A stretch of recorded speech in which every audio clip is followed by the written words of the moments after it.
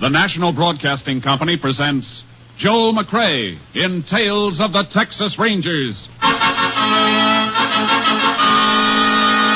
Tonight, transcribed from Hollywood, another authentic reenactment of a case from the files of the Texas Rangers.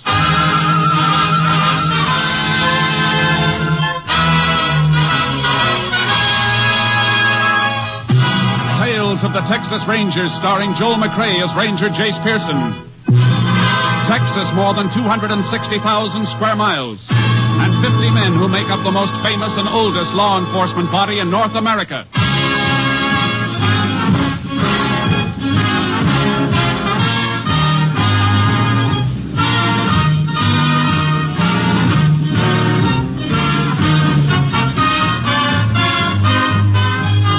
Now, from the files of the Texas Rangers come these stories based on fact. Only names, dates, and places are fictitious for obvious reasons. The events themselves are a matter of record.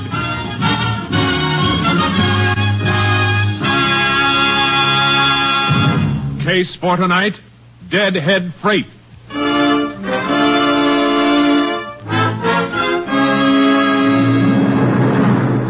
It is shortly before midnight, August 27th, 1938, at the Santa Fe Freight Yards in Lubbock, Texas.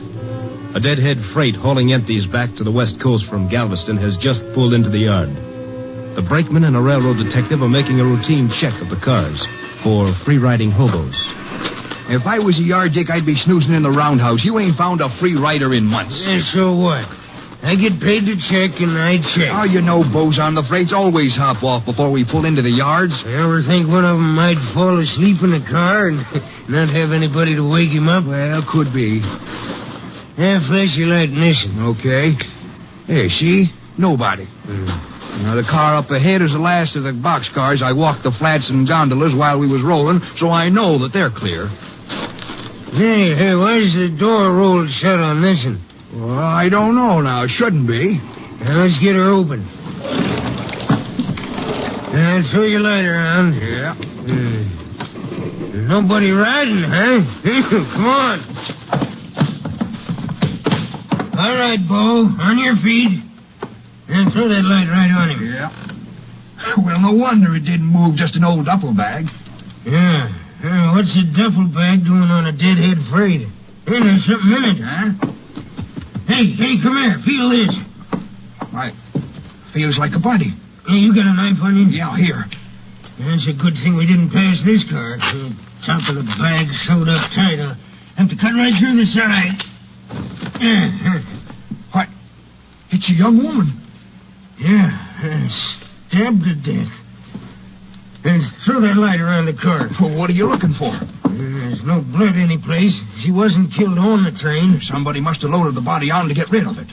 Yeah, so the murder can't be pinned down to any definite area. Hey, where'd you stop last, before you pulled in here? Siding, west of Sweetwater?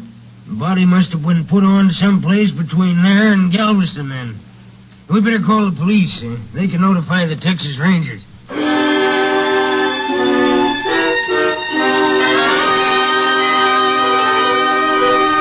After a brief but penetrating study of the situation, Ranger Captain Stinson had the body removed to a Lubbock funeral parlor. He then requested Texas Ranger Jace Pearson to take over the case. Well, there it is, Jace. Pretty brutal job of stabbing. You figure it happened a good piece from here, huh? Couple of reasons for that. Here's a map. Shows the route the freight train took. Spot circled in red shows where it made stops. And at what time. I see. No stops after it left the siding outside Sweetwater, huh? Right. And most of the stops were made much further east. Well, according to the time of these stops, body must have been loaded on the train between Presby here and Turner City here. Well, how do you arrive at that? Train made all its night stops between these points. Isn't likely the killer loaded the body on by daylight. Too much chance of being spotted by the train crew. Yeah, that's good reasoning, Jace. You may be right. You said the body was sewed up in a duffel bag. Yeah. You better look at it before I send it on to the lab. I have the undertaker lock it in this cabinet and give me the key. Yeah, here it is. Regular opening at the top of the bag is sewed up tight. The draw cord is missing. See?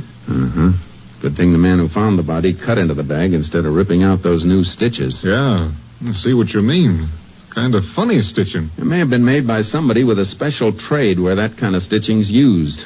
Lab gets a look at it, may be able to tell us what trade. Well, I hope so. The bag itself won't help much, I'm afraid. Probably picked up in war surplus. Could belong to anybody. Hey, look at this. The bottom of the bag. It's kind of soiled. Whoever carted it around with a body in it must have set it on the ground to rest. He sure did. On reddish-brown earth. Blood seepage made some of it stick. Let's have a look at that train map again.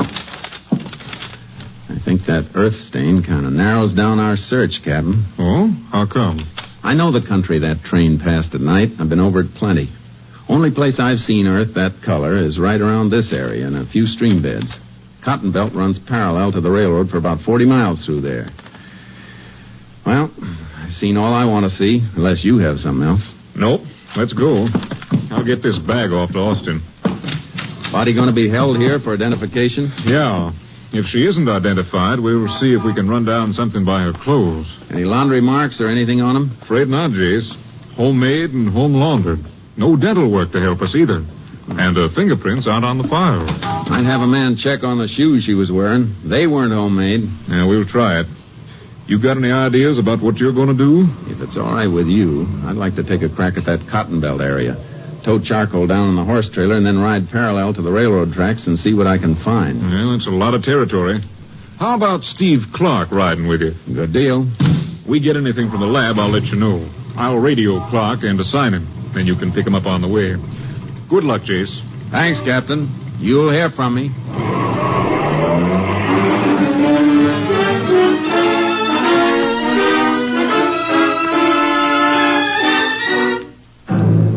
I met Clark.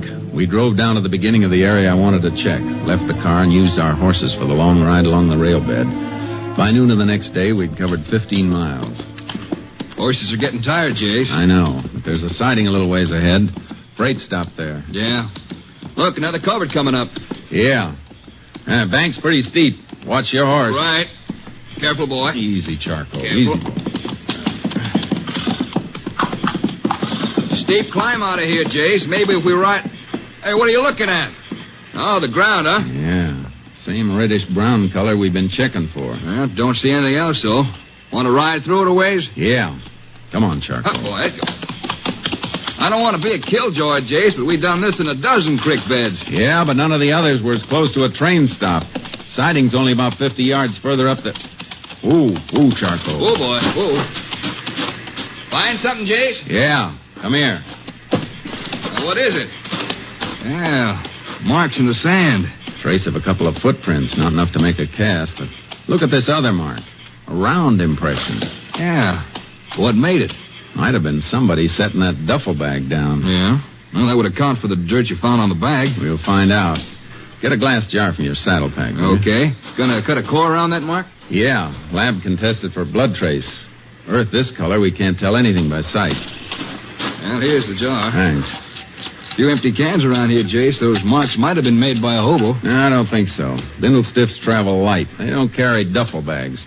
What's the nearest town to here? Bullville, about a mile further on. Well, let's get there. We can phone for a highway patrol car, and they can drive you back and pick up our car. Right. You gonna check around Bullville? With a fine-tooth comb.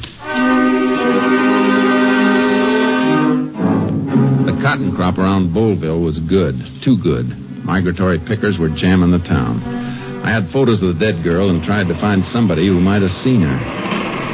No, Ranger. Never saw her around the gin here.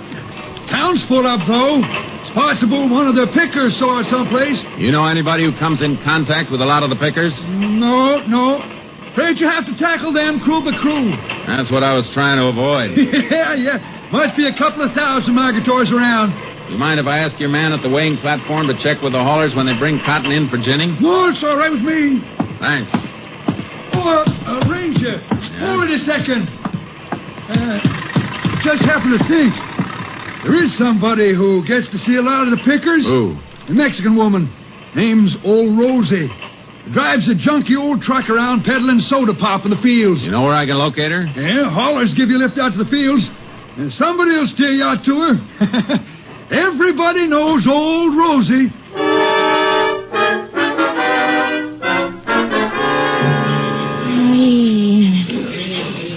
Somebody killed that poor girl, huh? That's right, Rosie. You oversee her? You find who killed her, you're going to put him in a jail? That's my job. How about it? You ever seen her around here? See, one time. Where? At the bus station in the town. She was with a man. You know who the man was? No, senor. Why'd you hesitate? Is that the truth? Why should I tell a lie, senor? I don't know who the man was, but he looked like he was.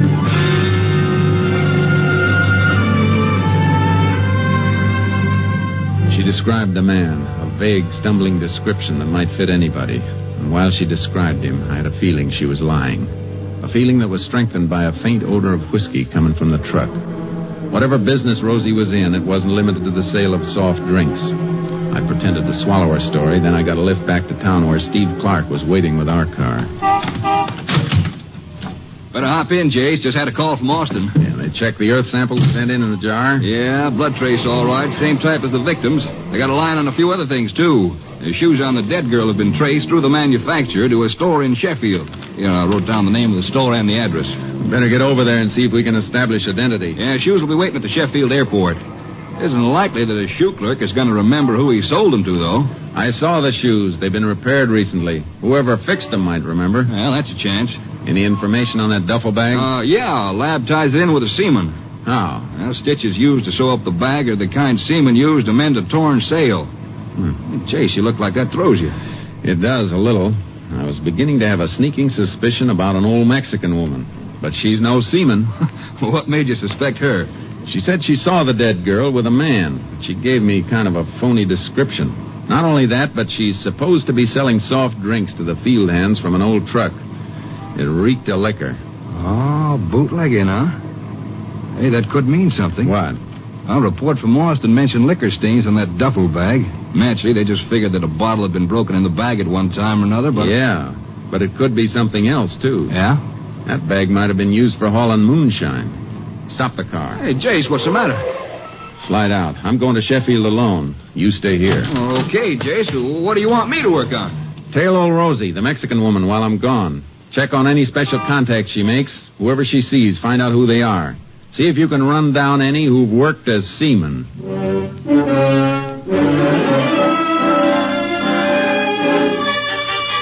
I burned up the road to Sheffield. The clerk who'd sold the shoes couldn't help, but I got the information I was after in a repair shop. Sure. I fix it is, all right. Look, here's where I sewed the broken strap, you see? I remember because of something else, though I never get paid for the job. Whose shoes are they? Mrs. Watson. She's living 2 blocks up at Brownwood House. Mrs. Watson, huh? Is her husband around? Oh, no. He's go away a month ago. That's why she got no money for pay for the shoes. I known you bother her. She lived with her mother and her little baby's a 1-year-old. Any idea where her husband went? Oh, no. Sometimes she says he go away for work or someplace with the cotton, sometimes to Galveston to work for the boats. Oh, he's been a sailor, huh? Sailor, everything. Whatever he is, he's no send the money. Last week she come in. She says she's going to meet him and she's going to pay me when she's come back. But she's not come back. Hey, just a minute. Why you asking me all these things, eh? And how come you got the shoes? Because Mrs. Watson doesn't need him anymore. She's dead.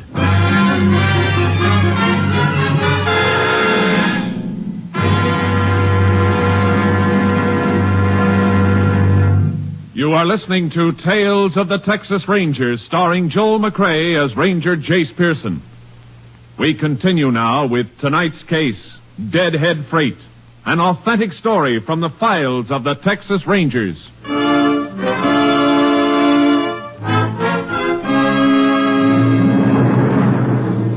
It wasn't the kind of news you enjoy breaking to a dead girl's mother. And the girl's baby crying in the next room didn't help it any. See, they'd split up about a month ago. And then last week, her husband wrote to her from Bowlville. He said he was sorry and he wanted my daughter Helen to come to meet him. I thought she was there with him. Looks like she was for a while. Oh, he promised Helen everything in the letter. Said he had a lot of money for her and their baby. He was never any good. And now the baby's left to me and I'm just too old. I'm sorry, ma'am. Can you give me your son-in-law's full name and his description? But Watson is his name. They call him Bud. Herbert Bud Watson. About how tall would you say he was? Yeah, you better pull yourself together, ma'am. Somebody's at the door. I'll crawl out the window and send him away. I don't want to see anybody now. What is it, ma'am? What's the matter? I want somebody. Open the door. It's him. My son-in-law, Bud. All right, ma'am. Open the door and let him in. Go ahead. Well, what took you so long? Where's Helen? You know where she is. What did you do to her? What did you do to my girl? Are you crazy? What's the matter? Let him go, ma'am, and stand back. What? Ranger, what? Get your hands up and turn around. You killed her. And you got the gall to come here with your own baby crying. Ranger, what is this? Kill who? Helen. Where's Helen? Where is she? Don't you know, Watson? Or did you think she'd never be identified? Helen's been murdered? Oh, no. No. You did it. No, Mom, no. I gave her money. Told her to come back home and I'd meet her here today. We was going to take the kid and make a fresh start. How much money did you give your wife? $1,000. That's a lot. Where'd you get it? Come on. I was bootlegging to the pickers. How long you been getting away with that? Started it last season. Did old Rosie sell any of this stuff for you? How did you know about that? I didn't for sure until now. Come on. We're going back to your place of business in Boleville.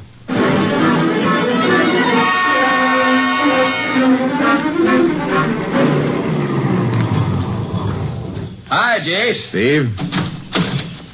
Yeah, I got your message to meet you here. Rosie's over there. Want to get her off the truck? Yeah, she can talk from there. Come on.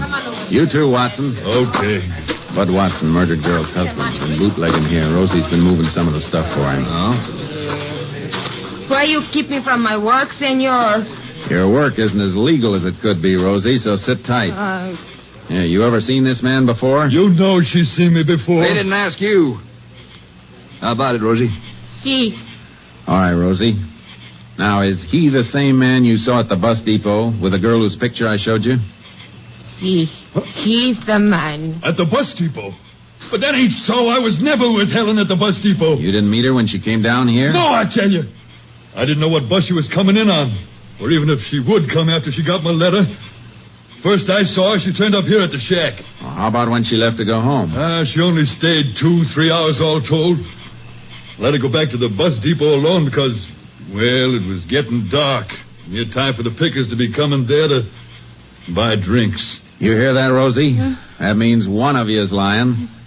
Rosie, tell the truth, senor. You don't always tell the truth, Rosie. The first time I asked you about the man you saw, you said he was a stranger, a man you'd never seen before. I forget, senor. I see a lot of people every day in the fields. You trying to kid me?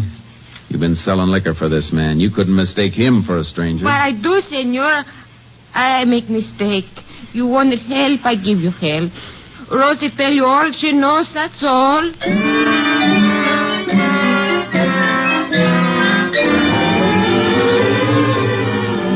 Now it was obvious that Rosie was lying, just as I'd suspected her of lying the first time. There had to be a reason for it.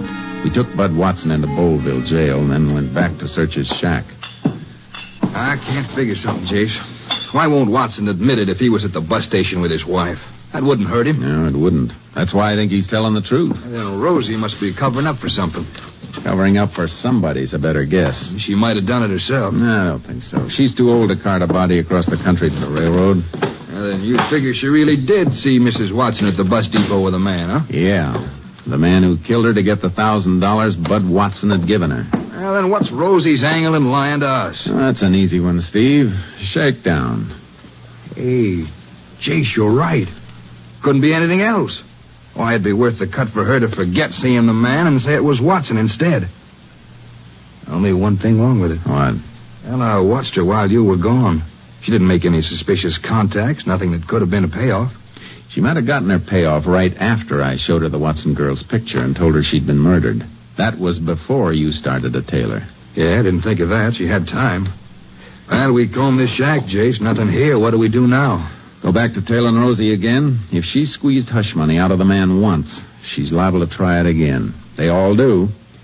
We'll start by watching her house when she comes in from the fields tonight.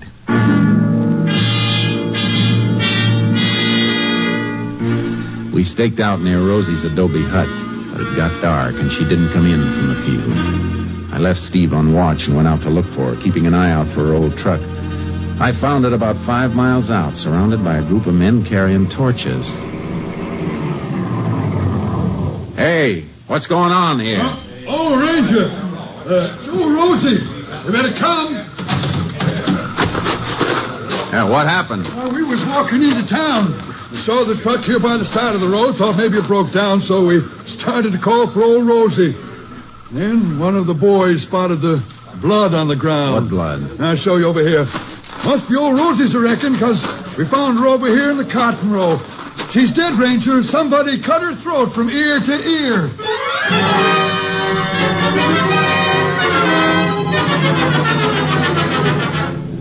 Old Rosie had tried to shake down a killer once too often, with the usual payoff. I sent a rushed call to Steve Clark to tow his horse out and join me. We followed the trail which led to a deserted picker shack way off in a field that looked like it hadn't been cultivated for years. The shack had been occupied, though, recently occupied. But whoever had been there was gone. There's a lamp there, Steve. Light it. Yeah.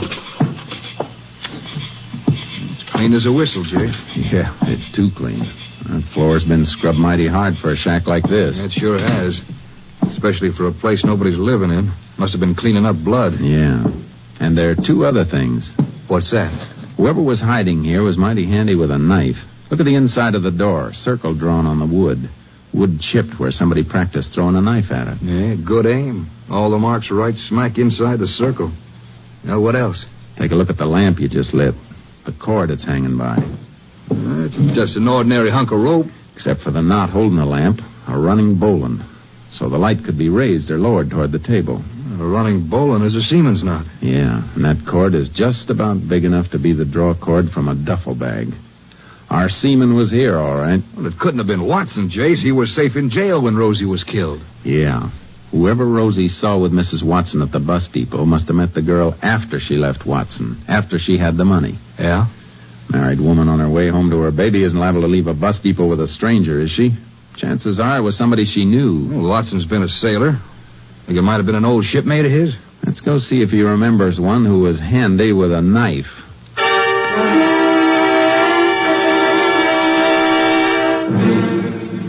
You say somebody killed old Rosie? Yeah. The same man who killed your wife. Now think and think hard. Yeah. The killer was a seaman. We got reason to think it could be an old shipmate of yours who knew your wife. Oh, but Helen knew shipmates of mine all along the Gulf. I introduced her to lots of them. The one we want had a habit of throwing a knife. Yeah, he drew targets on a door. Never missed. Matt Corbett. It was Matt Corbett! How do you know? Any reason for him to be around here? Yeah. He was my partner last year. Bootlegging here. Business got bad and he left. I wrote to him months ago asking him to come back for this picking, but he never answered me. Did Rosie know him? Sure she did. From last year. That's it, Clark. Rosie'd seen Corbett with Mrs. Watson. That's why he couldn't run with the money after he'd killed her. He had to wait to see if the body was found and identified. And when we moved in and she knew about the murder, she really had him pinned down. And he used to be my best friend. A sneaking... Never mind that now. Where would he run to? I don't know. He was always roaming, like me. Hey, you wrote to him someplace, you said. You must have an address. Yeah. Yeah, it was general delivery at Port O'Connor. There's an old bait shack there. He lived in it whenever he had enough money to stop moving for a while. He's got enough now. What he got from your wife. Come on, Clark. Let's get him.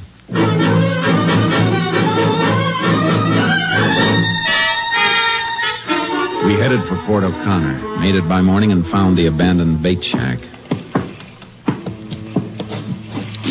Nobody inside, Jace, can see through the window.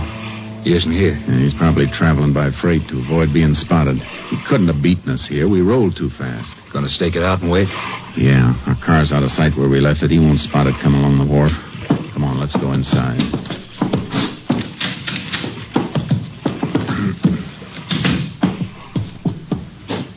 Yeah, looked like Matt Corbett's the man we're after, all right.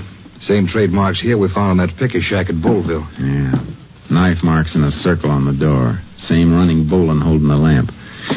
Draw Throw that burlap sack across the window. That'll make it pretty dark in here, Jace. You want it dark when you're throwing a surprise party.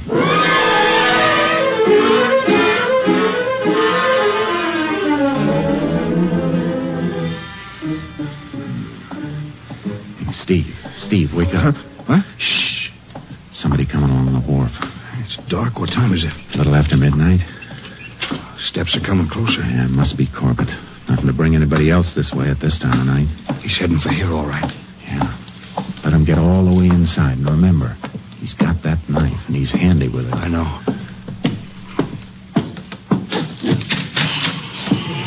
All right, Corbett. Never mind that lamp. What's the knife, Dave? Stand clear of the light, Steve. Handle him? Or stop your struggling, Corbett. Just thinking. My arm. You broke my arm. Just wrench your shoulder, Corbett. Keep you from throwing that knife for a while. Come on, get up. Better light the lamp now, Steve. It's a good thing you jumped him, Jace. I felt that knife passing my ear. Look, buried in that wall a good inch. Hey, Rangers, I thought you were a couple of crooks. What you doing here?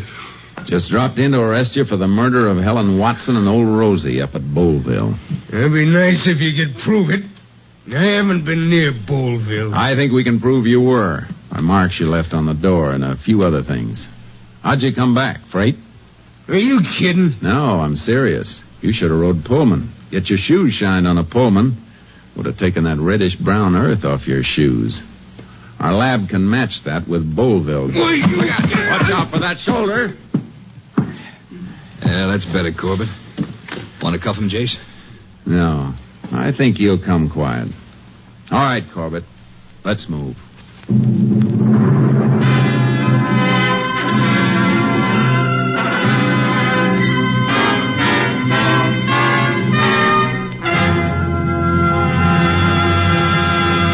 Herbert Bud Watson served the required term for his bootlegging activities, and Matt Corbett was tried and convicted of murder. The sentence of the court was carried out on February 20th, 1939, when at Huntsville Penitentiary, Matt Corbett died in the electric chair.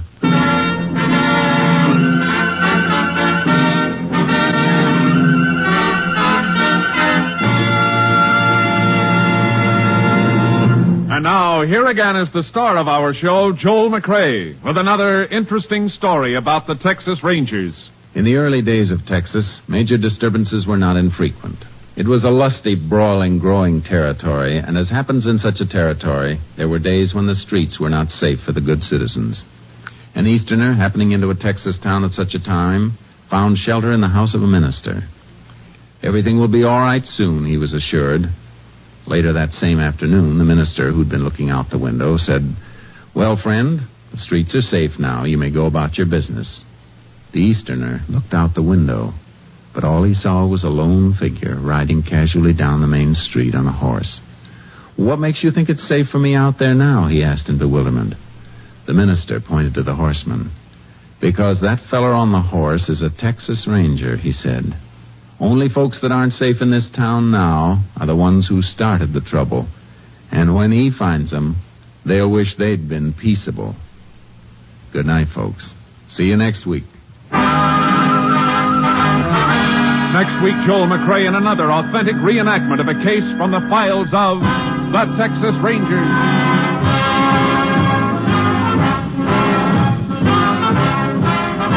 Joel McCrea is currently seen starring in the MGM production Stars in My Crown. Tonight's cast included Tony Barrett, Herb Ellis, Tom Holland, Byron Kane, Tom McKee, and Lillian Bayer. This story was transcribed and adapted by Joel Murcott, and the program was produced and directed by Stacy Keats. Hal Gibney speaking.